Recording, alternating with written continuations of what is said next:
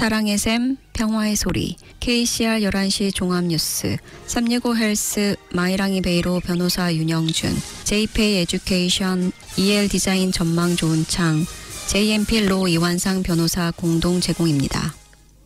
뉴질랜드 뉴스입니다.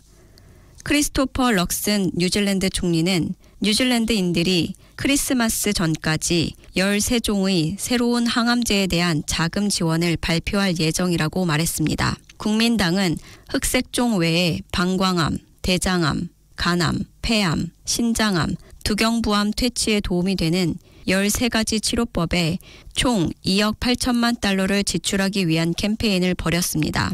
처방전 요금을 원상 복구하여 자금을 조달할 예정이었으나 2024년 예산에는 약물 비용이 포함되지 않았습니다.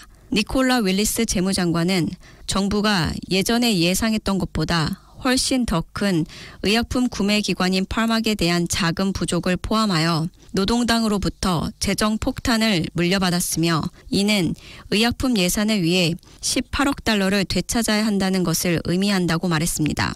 정부는 가능한 한 빨리 13가지 암 치료법을 제공하기 위해 최선을 다하고 있다고 말했으나 일부 암 환자들은 이것이 생사에 관한 결정이며 거짓말처럼 느껴진다고 말했습니다. 타임라인에 대한 압박을 받고 있는 럭슨 총리는 예산 편성에 적어도 크리스마스 전까지는 알게 될 것이며 국민당이 약속한 예산 약속은 변함이 없으며 이를 이행하기 위해 열심히 노력하고 있다는 점을 모두에게 확인시키고 싶다고 밝혔습니다. 또한 총리는 암으로 죽어가는 사람들은 국민당이 아니라 노동당을 비난해야 한다고 말했습니다. 주거용 임대 부동산에 대한 이자 공제 복원은 예산 중 7억 2,900만 달러를 차지하며 4년 동안 집주인을 위한 세금 감면 비용은 29억 달러가 될 것으로 예상됩니다. 지난주 정부는 퍼스트 홈 그랜트 제도 폐지로 향후 4년간 약 2억 4,500만 달러를 절약할 것으로 예상됩니다. 2025년 7월부터 지역사회 주택 제공업체를 통해 제공될 1,500개의 새로운 사회주택을 위한 새로운 자금에 1억 4천만 달러가 추가로 배정되었습니다. 주택부는 절감 목표인 1억 900만 달러를 크게 초과하여 기준선을 3억 9,100만 달러로 줄였습니다. 따뜻한 키위 주택 계획도 온수 난방에 대한 보조금 종료와 어려운 가구를 대상으로 한 지원 프로그램으로 축소되고 있습니다. 브라이트 라인 테스트를 조정하는데 4,500만 달러가 소요될 것으로 보이며 7월 1일부터 두 번째 주택 판매 시 세금 감면 기간이 10년에서 2년으로 단축됩니다. 정부는 경제 전망의 약화와 느린 회복으로 예산 흑자로의 복귀가 연기됐으며 세금 인하를 위한 지출을 지원하기 위해 정부가 지출에 엄격한 통제를 유지해야 했습니다. 연립정부의 첫 예산안은 경제의 약세로 인한 세입 감소를 보여주고 있으며 지출은 여전히 높은 수준을 유지하고 있고 이로 인해 이번 해 예산 적자가 정점을 찍을 것으로 예상되며 이후로도 오랫동안 높은 수준을 유지할 것으로 예측됩니다. 재무부는 6월 말까지의 올해 예산이 111억 달러로 예측치를 약 18억 달러 상회할 것으로 예상했습니다. 적자는 내년에 이전 예측의 2배가 넘는 134억 달러로 정점을 찍을 것입니다. 적자는 2018년에 15억 달러의 흑자를 내기 전까지 앞으로 2년 동안 더 높은 수준을 유지할 것으로 예상됩니다.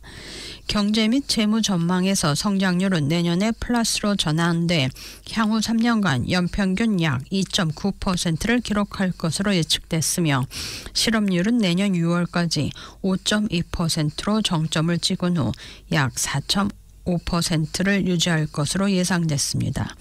인플레이션은 올해 말까지 다시 1에서 3%대의 중앙은행 목표치로 떨어지고 향후 3년간 목표치인 2%대를 기록하고 유지될 것으로 예측됐습니다. 니콜라 윌리스 재무장관은 감세는 지출 절감과 새로운 수입에 대한 저축으로 자금을 조달했으며 인플레이션이 발생하지 않을 것이라고 말했습니다. 향후 4년 동안의 정부 차입 프로그램은 12월의 예측보다 120억 달러 증가했습니다. 순부채는 2025년 GDP의 43.5%로 정점을 찍을 것으로 예상되며 향후 3년 동안 정부의 40% 상한선을 상회할 것으로 예상됩니다. 은행 경제학자들의 최근 ANZ 프로퍼티 포커스 보고서에 따르면 주택시장은 이 시기에 판매가 활발하지 않고 가격이 빠르게 하락하지 않는 등 여전히 냉각 상태를 유지하고 있습니다. 보고서는 7월 1일부터 과세 기간인 브라이트라인 테스트를 변경하면 거래에서 구매자 쪽이 유리할 수 있음을 시사하며 이는 2024년 가격이 3% 소폭 상승할 것으로 예상되는 주택 가격의 일부 하향 위험을 나타낸다고 밝혔습니다. 이 변경은 7월 이후에 판매된 부동산에 대해서만 해당되며 부동산을 취득한 날로부터 10년이 아닌 2년 이내에 판매된 경우에만 브라이트라인 부동산 세금 규정이 적용될 것입니다. ANZ의 경제학자들은 주택시장의 침체, 그 외 모든 요인이 동일한 상황에서는 중앙은행의 기준금리를 예상보다 이른 시기 인하할 것으로 예측합니다. 이러한 예상은 최근 몇 달 동안 고정금리 주택담보대출 금리가 조금 낮아지는 것에서 볼 수 있습니다. 보고서는 중앙은행이 현재 예상하는 내년 8월까지보다 일찍 기준금리를 낮출 수 있을 것으로 낙관적입니다. 건설업계는 정부의 인프라 계획의 속도를 높여줄 것을 호소하며 대대적인 작업 둔화가 기업들을 한계점으로 몰고 있다고 경고했습니다. 이 부분 4개의 대규모 협회는 지난 4월 크리스 비숍 인프라부 장관에게 편지를 보내 특히 물과 운송 부분에서 작업을 과속화할 것을 촉구했습니다. 크리스 힙킨스 노동당 대표는 의회에서 총리가 대규모 인프라 프로젝트가 다가오고 있다고 말한 서한을 공개했습니다. 협회는 불확실성으로 인해 일부 기업들이 붕괴 직전까지 내몰렸다면서 중소기업을 포함한 많은 기업들이 한계점에 도달했고 당장의 투자가 없는 상황에서 비용 절감 조치와 규모 축소와 같은 어려운 결정을 내릴 수밖에 없다고 말했습니다. 또한 뉴질랜드 노동력의 10%가 인프라 분야에 고용돼 있는 상황에서 불확실성은 숙련된 사람들을 해외로 잃는 것을 의미한다고 말했습니다. 건설협회에서 실시한 여러 설문조사에서 계약 취소, 일시 중지 또는 연기, 해외 수주 감소, 비즈니스 신뢰 하락 등으로 인해 제약이 있는 것으로 나타났다고 말했습니다.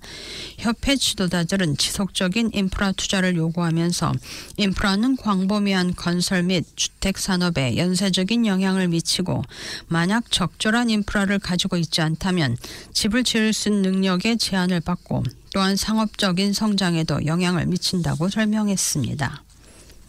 지금까지 전해드린 뉴질랜드 뉴스는 뉴스허브, 원뉴스, RNZ, 뉴질랜드 헤럴드, 스톱, interest.co.nz에서 간추렸습니다.